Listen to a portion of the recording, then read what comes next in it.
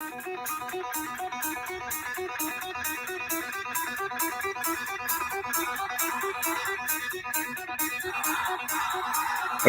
everybody, it's time for the red zone. We've been gone for a little bit, but you know what? We're back right now. Josh Toad, proud principal of Memorial Pathway Academy in Garland, USA, Garland, Texas, here with the round table talking about everyday events here in our business. Our business, kid business. That's why we're here with Jeremiah. We're here with Fred. We're here with Matt and Dean, all together, learning from each other. So just remember one thing, whether you're in Alaska, in Hawaii, in Maine, or Florida, we need to hear from you. We finally got an Alaskan. We finally got an Alaskan. We still don't have a Hawaiian representative yet, but you know what? The only way we get through this tough year is stronger together, learning from each other. So let us know where you're coming from. I'm coming from my car. I'm waiting for my kid to get out of practice. But you know what? Ultimately, it doesn't ever stop. Learning never stops, and that's why we're here together. So what do you think about Dane? Haven't seen you in a while. How are you doing? Hey, Josh, great. Nice job introducing us tonight. And, I know you're coming from waiting for your kid to get out of school. That's a great thing. I'm up here in Massachusetts, and I think that right now we're coming on at about 9 o'clock at night. So it's a little different time zone. So I totally get that. So all of you guys, we really appreciate you guys being here tonight. And you know what? The end of the year is all about getting stronger together. So I'll tell you what, without any further ado, again, my name is Dean Packard. I'm the principal of Charlton Middle School, Charlton, Massachusetts. We have Matt here tonight. And you know what? I mean, we have Fred and we have Jeremiah. So we want to hear a little bit about you guys and where you're from. And let's take off and go there. Matt, why don't you go first? All right, good evening. Matt Yeager. I'm the Assistant Soup of Technology for the Garland USA with Josh and Jeremiah. So we're representing Garland USA today. And I appreciate being on this. We're rocking and rolling in the technology world, supporting our campuses moving forward. So, it's always a pleasure to be on these and talking with the roundtable here. Welcome aboard, Matt. We're glad to have you with us tonight. And Jeremiah, you've been on before. Nice to have you back once again. So great to have you here. Just give the folks a little idea where you're from. Yes, very happy to be back again. Jeremiah Oliphant. I'm the proud principal at Butsy Middle School in the Garland, USA. Originally from Natchitoches, Louisiana, but I am a Garland boy. I've been here most of my life. Really love this district. Grew up in this district. Went to school. Now I'm serving this district. So very excited to join these fine educators tonight and learn from my mentors. So thank you. Jeremiah, great to have you here. Frederick, you are not new to Unlock the Middle. You've been here many times. Great to have you back. Just tell the audience where you're from. Always glad to be here. I'm Fred White. I am from Memphis, Tennessee. I am at Bellevue Middle in Memphis. Always glad to be here to get knowledge from these guys and to hear some of the comments that come from across the country. I love to get that mix in with other principals, other administrators, just to get new ideas, rejuvenate. That's what this is all about, sharing those good ideas. So glad to see you all, and let's get to it. Let's get to it is right. So I'll tell you what, we're all coming into the home stretch. We're all in the middle of testing, state mandated testing. We all have to do that. That's a necessity that we don't have to like it, but we have to do it. But I'll tell you what, we're working through it. So let's talk about how our year is going and where we're at with the scope of where you are right now. So Matt, start off with you, please. And I know you're in Josh's district. So let's talk a little bit about what you see from your lens and how you're ready to move forward to end off the school year. Well, as an assistant soup, I'm not on the campus, but the thing is we support in Texas, we do online testing. So one of the big push right now is completely online testing for all of our students. And so the biggest need we have is to make sure we have proper bandwidth, we make sure we have proper Wi-Fi, make sure all the kids have a device that's ready to go on testing day. And those are critical because as soon as there's a mix up with any blip in the network, there's a big critical issue and the students are not prepared. And so we want to make sure there's no blip, there's nothing that will cause them to have any anxiety on that day of testing. So we try to provide all support, making sure our network is running smoothly so that the day is easy, the day is smooth, and the students are ready. So that's what we're trying to do real quick and get everything prepared. I love when you say no anxiety, because as a principal, we are the anxiety police. So we we try to make sure that every student is like, listen, this is part of the journey of education. So don't worry about this. Do the best you can. Represent yourself to the highest level and just go from there. I'm glad you said that, Matt. That's good stuff. Let's go down to Jeremiah. Yes, while we're testing, and I have a firsthand account. Matt and the district does a great job to make sure our students have what they need. But while we're testing, it's very important that we celebrate. Um, Testing is not going anywhere. That's what we're going to do for the next month. It's what we call spring fever. But we got to celebrate the big things, the middle things, the little things. Our teachers and staff are working very hard, and it's very important that we acknowledge their efforts and what they're doing. Because we're in the middle of testing and we're super busy, so we celebrate everything, whether it's at a meeting, whether it's via email, stopping by classroom doors. We celebrate everything and let our staff, our frontline, know how much we really appreciate them. And that is vitally important in all this whole noise that we're going through. I don't want to say noise. I think every state has to go through it. So again, it's part of the journey of learning. So again, once we get used to that, I think that it's vitally important to make sure you do exactly what you said, Jeremiah, making sure everybody feels comfortable. Fred, how about you down in your state in Tennessee? Well, right now we are in the midst of testing ourselves. One of our biggest things is just keeping our kids motivated. I think testing, since we're coming through this COVID time frame last year, was a lot of just get the kids in, make sure they get tested, and you hadn't spent a lot of time with the kids. This year is that first full year face to face for us, so getting the scholars back motivated, wanting to be there and to get their testing done is a biggie for us. So we do a lot of different things, just to get them motivated and into the building. Different out of uniform days, of course, I think everybody probably does the jersey days, the hat days, and things of that nature, just to make them want to be back into the building and performing well on the test. One of the things that sort of took me, I have a kid that actually got in trouble, and the kid's thing was, can I at least come back to take my test? And I think that was one of the biggest. I mean, my eyes just popped open. I mean, you really, it just, I'll take time after. I can get in, whatever you want to do is just let me come back and take the test. I've never heard that before. So it was a good experience for me. And I think that makes me feel like we're doing something right here. So that's where we are right now, just trying to get our kids ready to go. It's good stuff right there. You know what I mean? And again, you say you had somebody like that position. I had kids who got sick during the testing process, want to come back and take the test again. They absolutely can. At the end of the day, nobody wants to not see a representation of a child's true knowledge as a result of the testing process. And again, that's synonymous throughout the entire country. So, Josh, let me kick it over to you. Right now, in regards to my sphere of influence, it's everything that everyone has mentioned overall. But you know what? I have this other variable that has to do with the kids that are barely arriving to the United States. So how or what am I doing as a team lead and all our team members to prepare them for whenever they do go to Jeremiah's campus, when they go to the high school, that they're prepared with their second language? Are they focused enough right now, not only getting into the environment that is American testing, American culture, learning the language, but making sure that we provide them with that emotional support? And you know what? That's going across every single, I can imagine, in Alaska, in Maine, everywhere right now. There's a lot of other obstacles besides the one that we're literally facing as administrators, somebody that sits in our chair. What are you all seeing right now, Jeremiah, at the campus level, and how are you overcoming those obstacles that are besides the testing? We know that that's here to stay, right? So what are you seeing right now in your sphere of influence, and how are you overcoming those obstacles? Great question, Josh. One of the biggest challenges we're facing right now, and I'm sure it's not limited to us, is attendance. We have a lot of competition from charter schools. We have a lot of competition for homeschool. And Dr. Fred mentioned earlier, I mean, COVID is still out there.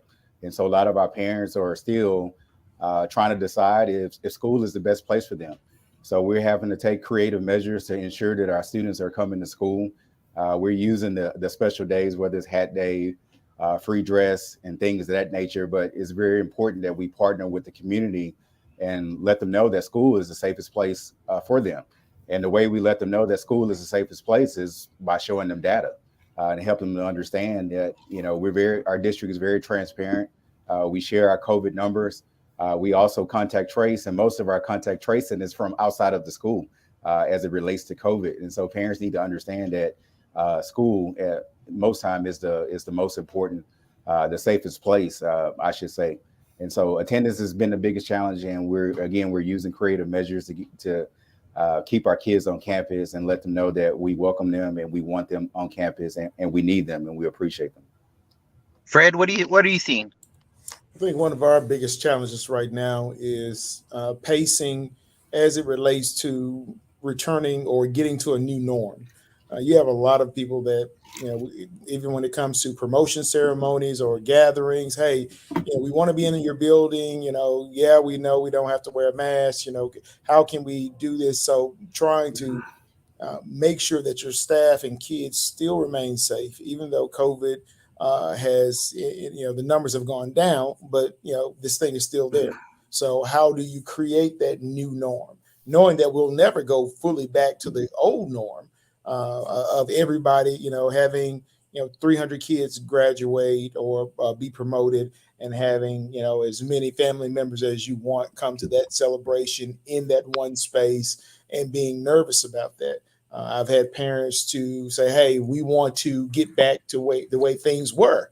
And I have to tell them we're going to move closer to a new norm, but you have to allow us to set a pace that is going to be safe. So sort of bridging that safety with the needs of the kids and with the desires of your stakeholders, that's a big piece with us right now. And once again, like you said, going beyond testing. That's just one of the things that's really, knocking at the door right now. Hey, Matt, since you oversee and you have the director's scope, the superintendent scope over 70 campus, all that you see, and you have the conversations with all the administrators, high school, middle school, elementary, what are you seeing as a collective in a big district like this? Well, I would just say get people refocused. Obviously, we've been doing the kind of virtual for about 2 years of COVID. COVID has disrupted a lot of things, but I think it's a good disruption in education, I think, and that's my own opinion on that. But yet there's things that we have to get back in, like Dr. White said, is just coming back with a new norm. How do we step into this new world of learning, and how are we adjusting to it? Some kids are very lax right now, I think. Just because we've been given a very freedom to do so in the past few years with virtual learning, being at home, various other options allowed to them, just so that we can get them learning. Because obviously, when we went virtual, it was very difficult to get them learning at home without us overseeing it, allowing parents to get back in there. And so there were some difficult times. And so they're still kind of used to that, is trying to get back into that new norm of learning across the district. And how do we do that? What initiatives are we doing? What are we trying to do within administrative wise, as well as trying to build that attendance rate back up so the kids are in the seats so they're ready to go. That's the biggest thing, to make sure they're in the seats and ready to go. Let's talk about that new norm for a second. And I appreciate you saying that, Matt, because, we're talking about 2 years ago when things were normal and all of a sudden things crashed. And, kids are back now and they're trying to figure out things. That new norm, when I'm talking to teachers, is like, listen, business as usual. We do our job. We worry about what we teach in class. Testing comes as a result of preparation of everything that we do. So I don't want kids to feel as though they need to be nervous or have anxiety. So let's talk about what that looks like in buildings. Let's go down. Jeremiah, I want you to talk first about how is your staff prepared to be able to just roll this out the way it used to be? The daily norm, the expectation is that teaching and learning must take place. So again, in this new norm is very important that we set the foundation and the expectations that we're in a learning environment. So what does it look like? It looks like high needs, high structure with our systems in place so that the learning can take place in the classroom. Obviously, we're following the curriculum, but we're allowing the kids. The most important thing is what Dr. Fred said, the kids are on campus. It's not a virtual approach. It's not a hybrid, I should say, where there's a mixed bag. The greatest learning takes place on campus, and everybody's there, all 900 students. And so, getting back to that new norm, is that what the kids are used to? At least 3 years ago, they're used to being in the classroom with their peers. One of the greatest things about public school is the inclusion, is the social interaction that the kids have missed in the last 18 to 24 months, and they have that each and every day with the learning environment. Dr. White. I think the biggie is going to be trying to bridge. I think when the pandemic hit and all of the technology came to us, so now we have to bridge that technology with whatever the new norm is going to be. But we have to streamline our technology use, because you have about 1,000 different programs that came your way that everybody wanted to dump on you. Hey, do this, use this. And right now, if we don't find a way to sort of integrate the right tools into the teaching aspect, we're just going to be fumbling around with stuff. So I think we have to be really careful on how we match those good programs, those good technology pieces with the good first teaching that we've always desired from our teachers coming in, and letting our teachers know that there still needs to be a high standard of education, a high standard of teacher-led pieces within our classrooms. We want to make sure that that rigor is still there, and we're not just dumping the teaching process on technology now. Hey, go to this program and learn this, or go here and do this. So I still push my teachers to make sure that they are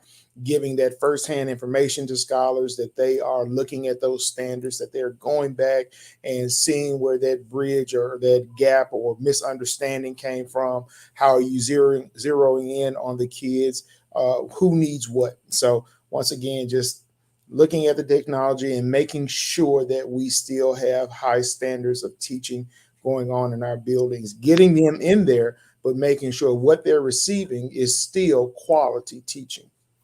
I love it. Good stuff. Matt, from a assistant super perspective. Well, I mean, you're right down my passion, providing resources, and how do we provide those? And the key thing is, yes, during the pandemic, we shifted very, very quickly without proper training. And so the biggest thing we did was push that out. They did the best they could. But then when you come back, they're still in that mode. I mean, it's hard to switch back that mode as quickly as you went to it, and so it takes those times. And so the biggest thing we want to do is make sure that that transition's good, that we are still identifying which students need the most resources, the most support going forward. Because if we're not, they're all just kind of bundled in. We're almost teaching virtually, but in the class again, and we got to watch that, because we want to make sure that every kid is being identified and being looked at, to make sure, we do data dives and things like that on the technology side to identify, to make sure that they are. So it's good to use that, but like I said, we have to learn how to bridge that back and bridge both together. But that takes a lot of PD, and it does take some more time than we did when the pandemic first started. It was just kind of a rip the Band-Aid and go, and now we're trying to piece that back together. We had that necessity at that time. We had to get it done. Now we have a little bit more space where we can pace ourselves out to make sure that the work gets done. And I applaud our superintendent here in Memphis, Dr. Ray, who continues to make sure that we have everything that the kids need. I mean, we put so much time and energy into after school tutoring, summer learning programs, anything that can help the kids to, get back used to having that direct teaching along with that computer piece.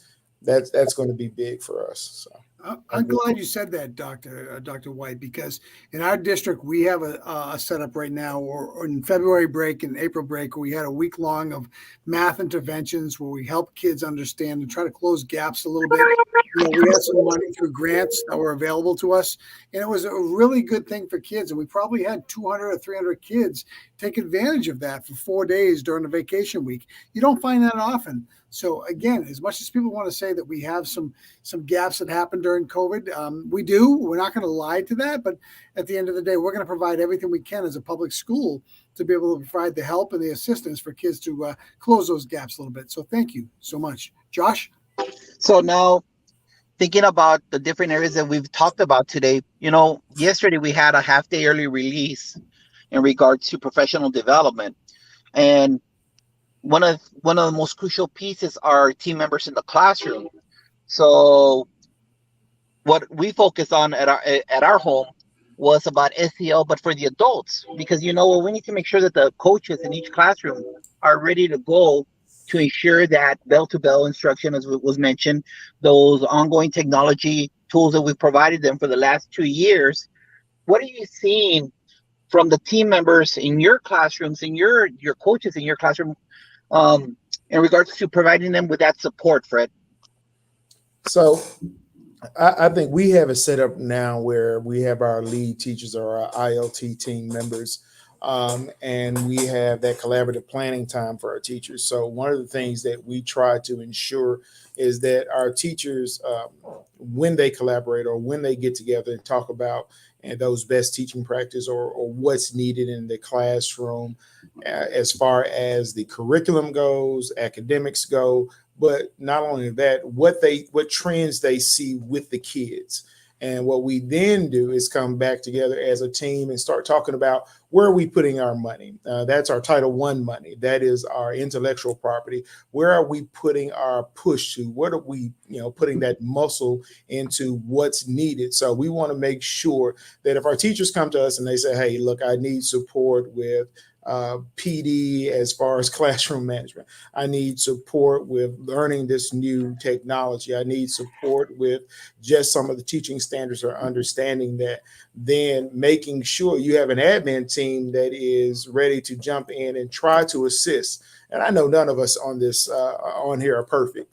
And I know we're pulled 1,000 different ways, but in order to make sure that our schools grow, in order to make sure that our teachers feel like they are being heard, we have to have that avenue where they can voice their thoughts, be it once again academic, be it social emotional learning, whatever it is, and then us figure out how to provide that support. And we put, like I said, our money, our time, our energy into whatever is needed. And it's not always perfect. Every teacher is not going to be happy. Every parent is not going to be happy, but just making sure that you are listening and providing that support that you can. Hey, Fred, let's dive a little bit deeper into that, because I want to learn from you, and that's the whole purpose of this podcast. How do you go about getting their input during this time? Because they're so focused on testing, like you said, in Tennessee during this time of PD. What do you put out there to where one of your team members can say, "Hey, Dr. White, can you give us this kind of PD?" What do you do out there? Well, a couple of things that we do. My PLC coach, she does an interest survey, of course, at the beginning of the year. We then, when I go through and do observations, I set up a grid so I can see which standards teachers are falling low in, so I can provide them support in those teaching standards. The next part is when we have collaboratives, we simply ask teachers. We've done surveys throughout the year. We look at the kids. We talk to the kids. We have a survey that goes through our district that, asks kids what they feel they need. And that's on social, emotional, and academic side. And it asks the teachers, are you getting the opportunities to lead in your building? Are you getting an opportunity to get stronger in your content area? All of those pieces. So we then analyze that data and we try to put the money that we have, if it's site-based money or Title I money, we try to put it in those areas. I presented on time management. I presented on bullying. I presented, I mean, there are just a number of things that I already have in my wheelhouse that I do as PD. So any of my teachers that need something, if I don't know it, I know somebody in the country that does it. And especially with this new technology here, we can stream from anywhere. Say, hey, that's why we're on here now. If I needed some help with branding, I know I could call Josh and say, Josh, I need you to talk to my staff so we can all grow on this branding piece. So just reaching out, using your resources, but once again, just having open conversations with the people that work with you. And do you Jeremiah, mind, how about you? Oh, go ahead, Matt. Join in, Matt, anytime. Sorry, I want to add to that at a district level, a lot of it thinks as PD is a top-down initiative, but I want to advocate that it is a lot of campus-based, because the brains, the brilliance, the innovators are all in those classrooms, and it's always hard to say, you got a PD session, you got this to say, but your experts are right there in front of you, and they know what to do.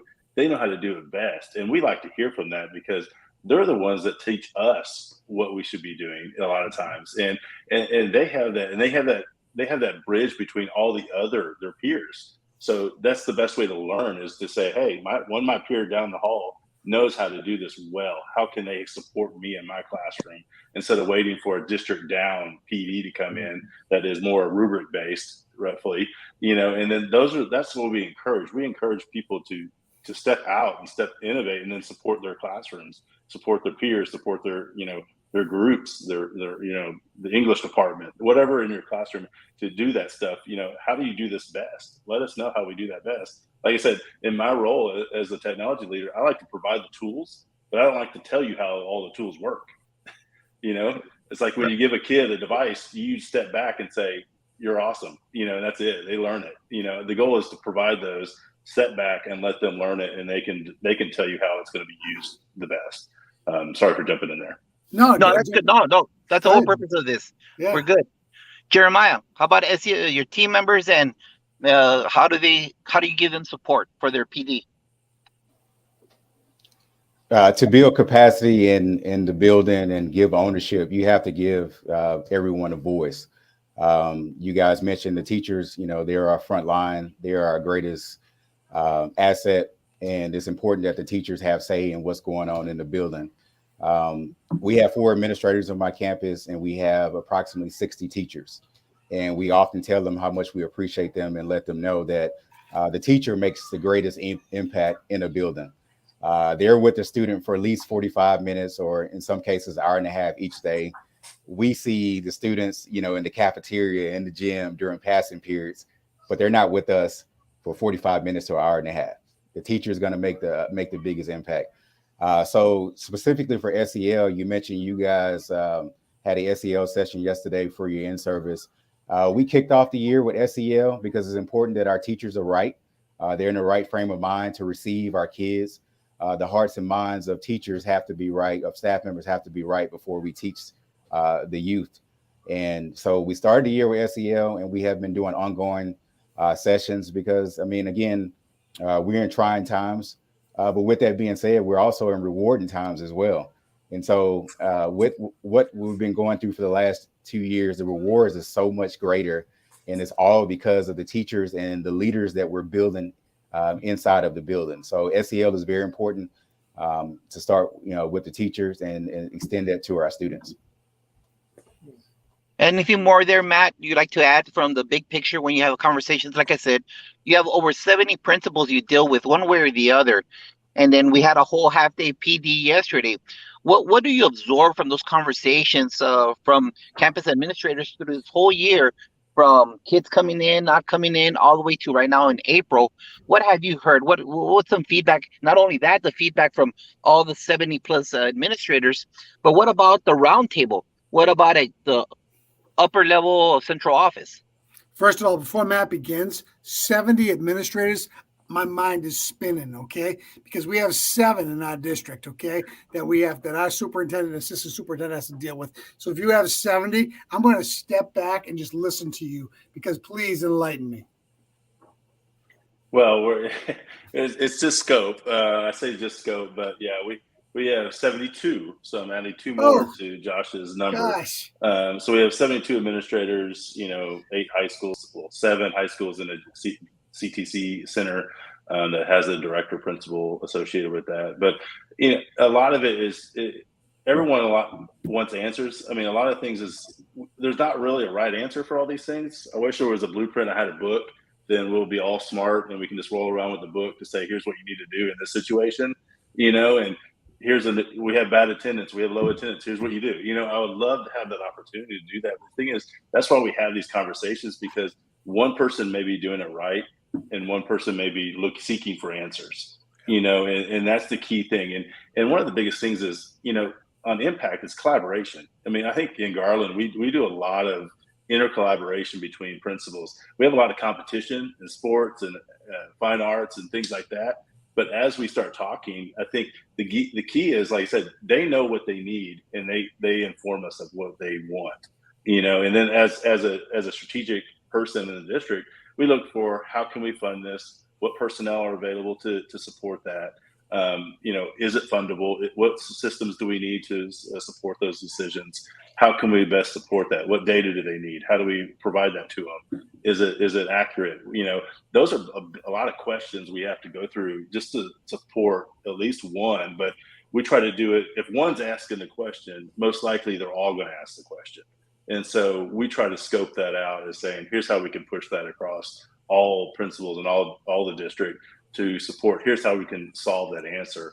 But like I said, it's very difficult to say, here's the right answer. We always try to, everyone's go, hey, yeah, we threw a dart at the dartboard and this is the answer we're going with. And, that's how we go. I mean, it's more strategic than that, but those are challenging questions. I mean, this past few years have been just a massive challenge for cabinet level administrators to figure out what is the best solution to move forward and how are we going to close the gap.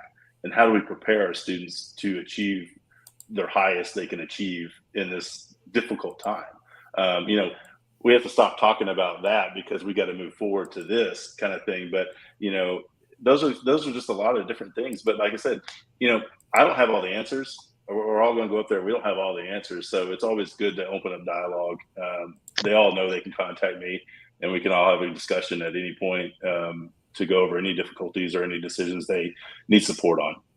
Matt, first and foremost, for them to be able to contact you anytime, that's great. That's an open door policy that every district needs to have. The common denominator, what we're talking about here, is kids, okay?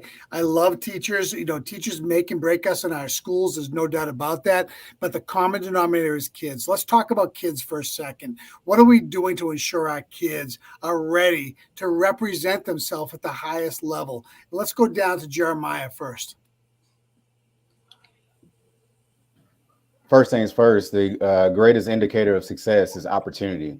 And it is our job as leaders and as educators to ensure that the kids know about the opportunities.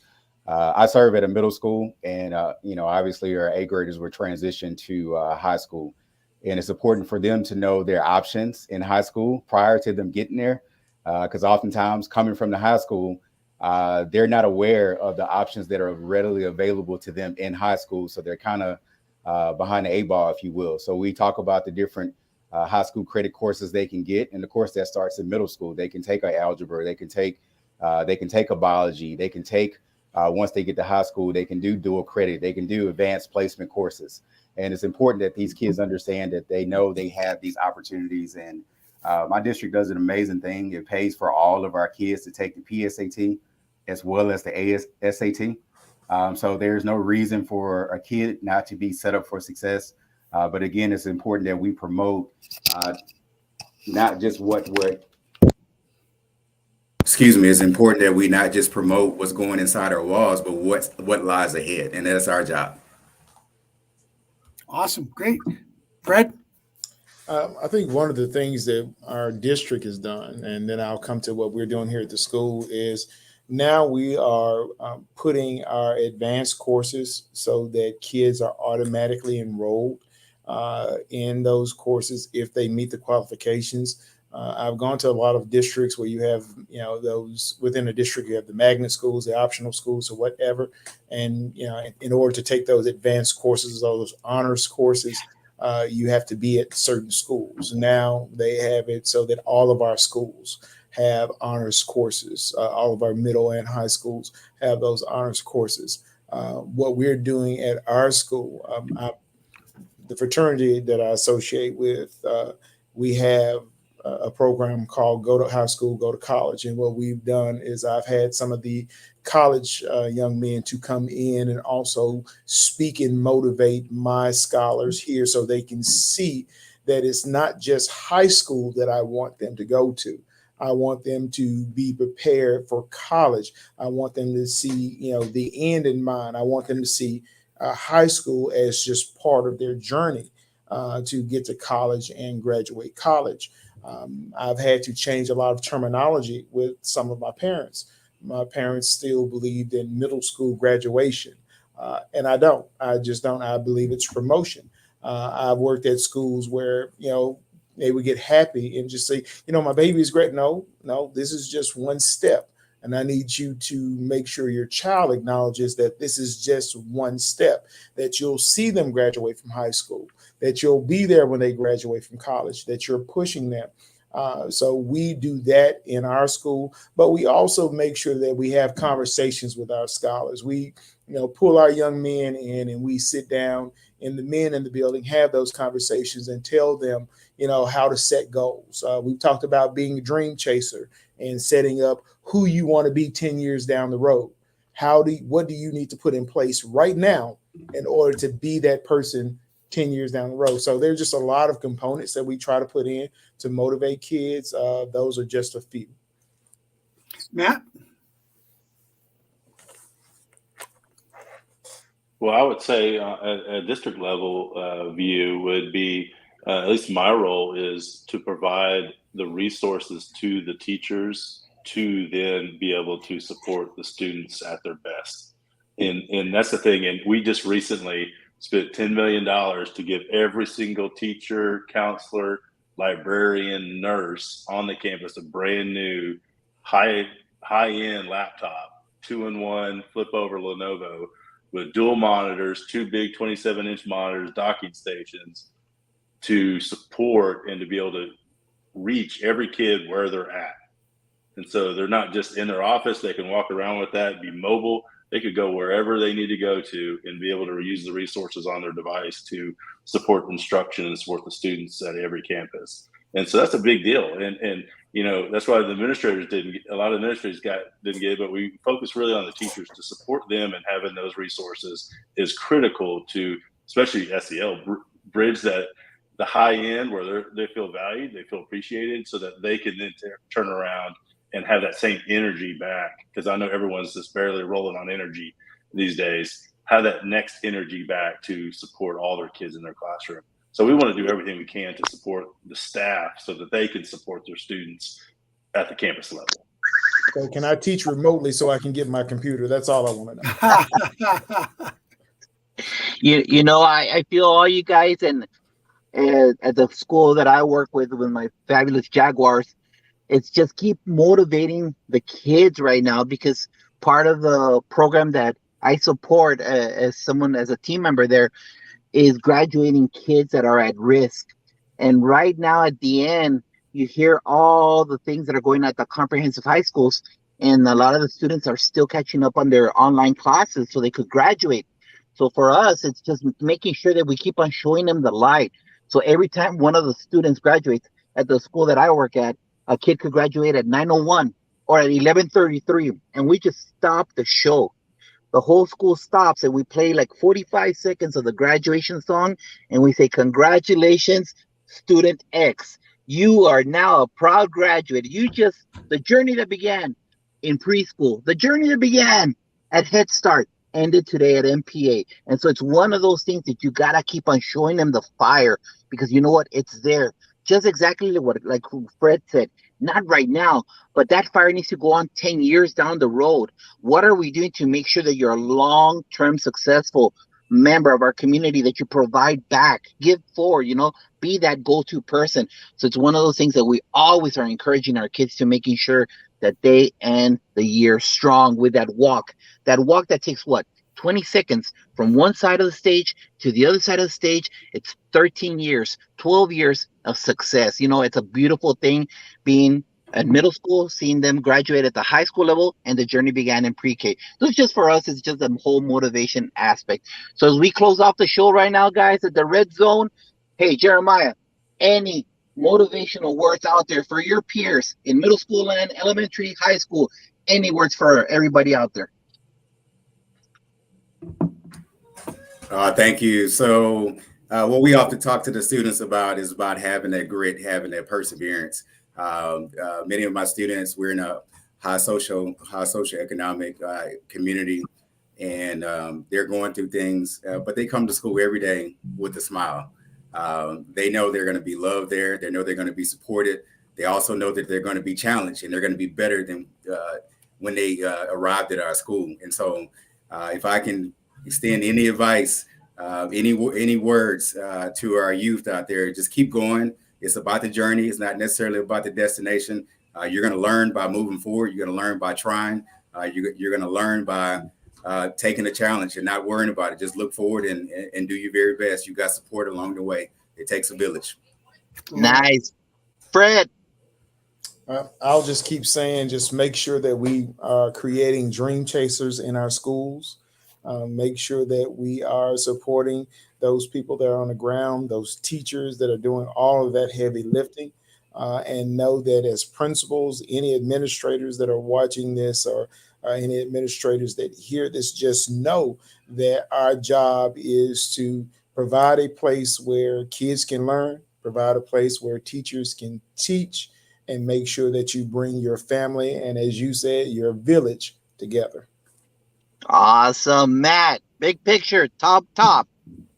Well, this is more direct, and this is more, the question is, you need to ask yourself all the time is, am I making an impact? I mean, that's the key thing. And it's not about me telling you to make an impact. It's about, are you? So every day I walk in the door, I ask myself, am I making an impact today? And that impact definition is going to be defined later. You're not going to have an answer, but or what are you going to do today to make an impact? That's all my staff. I ask them that question over and over. That what do they do to make an impact? And that's the goal to do, is just to make an impact, whatever that is going forward. I don't know about you, Dean, but we're rocking and rolling today. This was a great show today of the Red Zone. What do you think, Dean? I absolutely agree. And you know what? You stop back and think, we're all leaders in our own capacity here on this show tonight. And the bottom line is this: we're here for the best interest of kids. We're here to support staff. We're here to make sure our learning communities are strong. And you know what? At the end of the day, that's what great leaders do. And you know what? These type of shows give you those little bit of tidbits to help you become a little bit better, because somebody always knows something that somebody else doesn't know, Josh. Exactly. Well, thank you tonight for the knowledge, Matt, Fred, Jeremiah, Dean, Josh Tawad here in Texas, saying goodbye to everybody. Thank you for joining us today. And I think we scored another touchdown in the red zone. Great job, everybody. We'll be seeing you on Sunday night. Absolutely. Sunday night, round 2. We'll be back again. Guys, thank you so much for joining us tonight. Have a great rest of the week. And I'll tell you what, we get a little better together each time we come together. So please hang tight, and we're signing off for now.